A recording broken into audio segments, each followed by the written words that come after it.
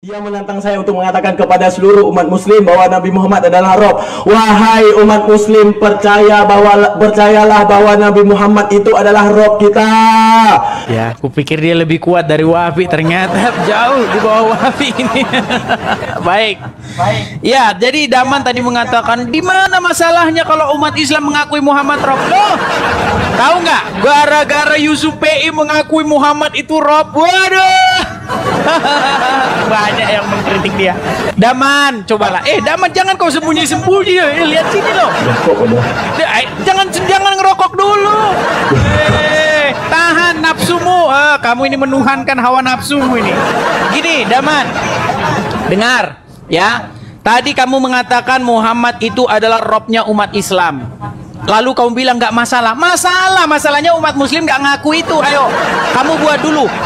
Didik dulu orang-orang Islam yang awam, yang unyu-unyu, yang nggak tahu apa-apa. Bilang, hei umat Islam, ketahuilah bahwa Muhammad itu adalah Rob kita. Bilang begitu. Nah, jadi yang Robnya dilahirkan adalah orang Islam. Apakah Muhammad dilahirkan? Ya, Muhammad dilahirkan. Apakah Muhammad Rob? Ya, Muhammad Rob. Berarti Robnya yang dilahirkan adalah umat Islam. Apakah Muhammad meninggal? Ya. Apakah Muhammad itu Rob? Ya. Berarti Robnya siapa yang meninggal? Robnya umat Islam. Apalagi?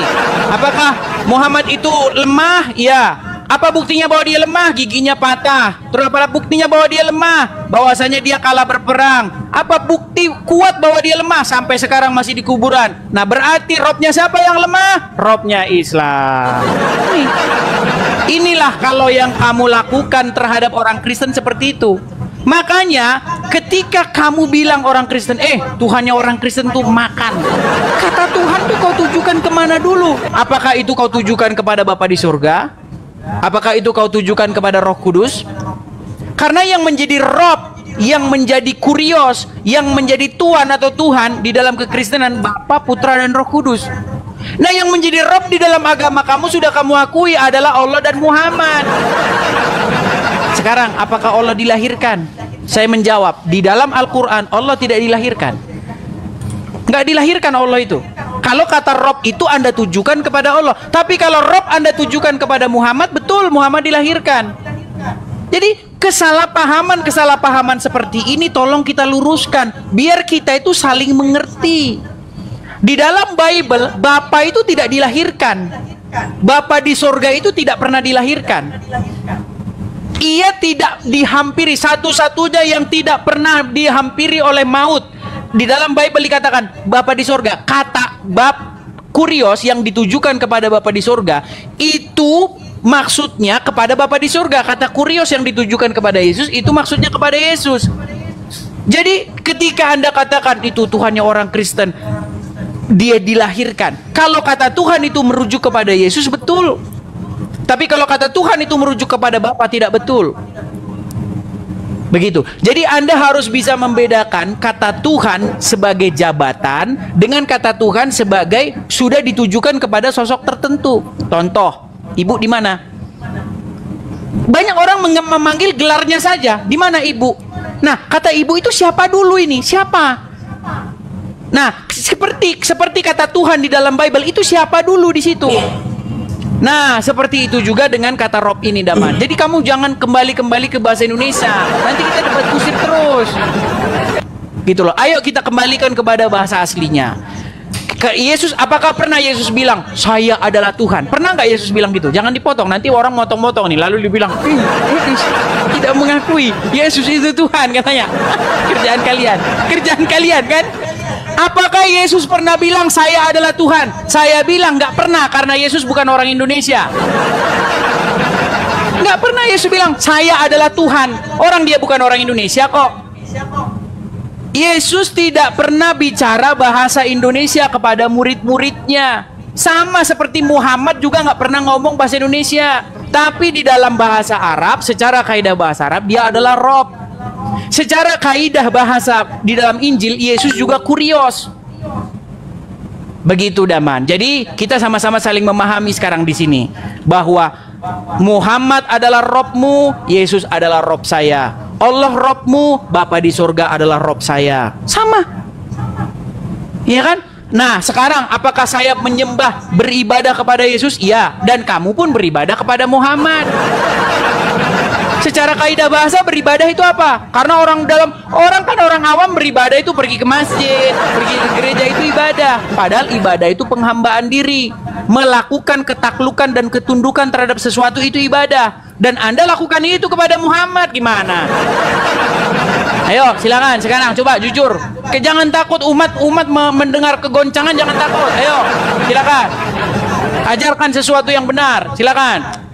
Oke, teman-teman, dia telah mengakui apa yang dia telah akui, yang namanya hamba, yaitu menyembah Tuhan. Selanjutnya, dia menantang saya untuk mengatakan kepada seluruh umat muslim bahwa Nabi Muhammad adalah Rob. Wahai umat muslim, percayalah bahwa Nabi Muhammad itu adalah Rob kita. Percayalah bahwa Nabi Muhammad adalah Rob kita. Percayalah bahwa Allah Ta'ala adalah Rob kita. Puji Tuhan. Untuk menunjukkan apa? Karena hebatnya orang muslim diajarin dari masa SMP bahasa yang namanya polisemi, kami tahu penggunaannya.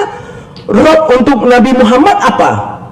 Ya, Sayyid, Tuhan. Oke. Rob untuk Allah apa? Ya, Tuhan.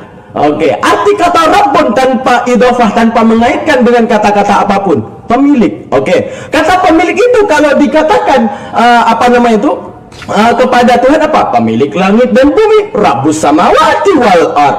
Oke, kalau pemilik harta di dalam bab mudharabah, nah itu disebutkan apa? Rabbul mal. Selamat datang di kebenaran. Kita tunjukkan datanya kepada Edis. Dimana kalau di agama Edis nggak ada kayak gini, diajarin jual beli kayak gini, nggak ada nih. Kalau kita diajarin apa itu bab mudharabah. Dalam skema mudharabah, investasi, koperasi syariah. Syariah itu bukan Kristen dong. Sebagai pemilik modal, namun istilah digunakan untuk pemilik modal dalam konteks ini adalah Rabbul mal.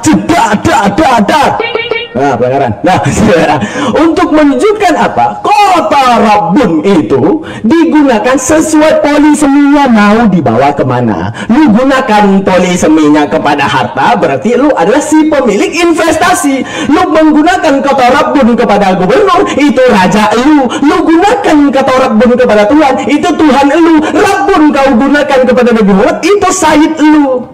Sekarang Islam mengajarkan, sekarang kalau kita tanya kepada Edis, apa definisi Allah? Oh, Allah itu julukan. Julukannya apa? Sesembahan. Oke, dikatakan salah satu daripada hukum Taurat, jangan ada padamu Allah-Allah lain. Apa Allah-Allah lain? Ada Yesus sebagai Allah, Roh Kudus sebagai Allah, Bapa sebagai Allah. Kata-kata lain, contoh gini, jangan ada HP lain ya, maka cuma HP ini, selebihnya jangan ada.